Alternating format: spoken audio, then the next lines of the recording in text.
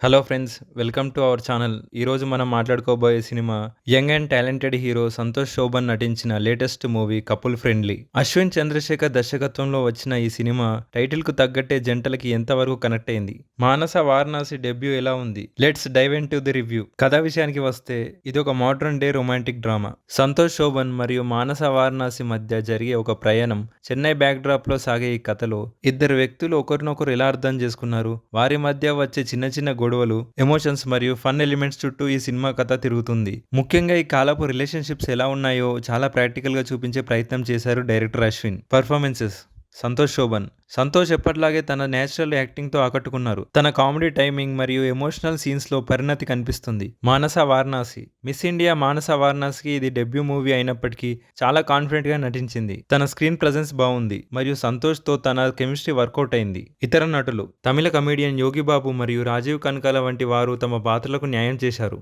ముఖ్యంగా యోగిబాబు ఉన్న సీన్స్ నవ్వులు పూయించాయి. ఆదిత్య రవీంద్రన్ సంగీతం బాగుంది, పాటలు మెలోడియస్ గా ఉన్నాయి. సినిమాటోగ్రఫీ సినిమాకి ఒక ఫ్రెష్ లుక్ ఇచ్చింది. రిలేటబుల్ సీన్స్: ప్రస్తుత జనరేషన్ కపుల్స్ మధ్య ఉండే కాన్ఫ్లిక్ట్ చాలా రియలిస్టిక్ గా ఉన్నాయి. Minus points: facing. First half కొంచెం నెమ్మదిగా సాగుతుంది, కొన్ని సీన్స్ సాగదీసినట్టు అనిపిస్తాయి. ప్రెడిక్టబిలిటీ: కథలో పెద్దగా ట్విస్టులు లేవు, క్లైమాక్స్ మనం ఊహించినట్టే ఉంటుంది. బోల్డ్ కంటెంట్: ఈ సినిమాను ఫ్యామిలీతో కలిసి అస్సలు చూడలేము. ఫైనల్ గా చెప్పాలంటే కపుల్ ఫ్రెండ్లీ ఒక ఫీల్ గుడ్ మూవీ. పెద్దగా ఎక్స్పెక్టేషన్స్ లేకుండా మీ వీకెండ్ ని హాయిగా గడపాలి అనుకుంటే ఈ సినిమా ఒక మంచి చాయిస్. ముఖ్యంగా యంగ్ కపుల్ కి బాగా నచ్చుతుంది. ఈ సినిమాకి నేను ఇచ్చే రేటింగ్ 2.75/5.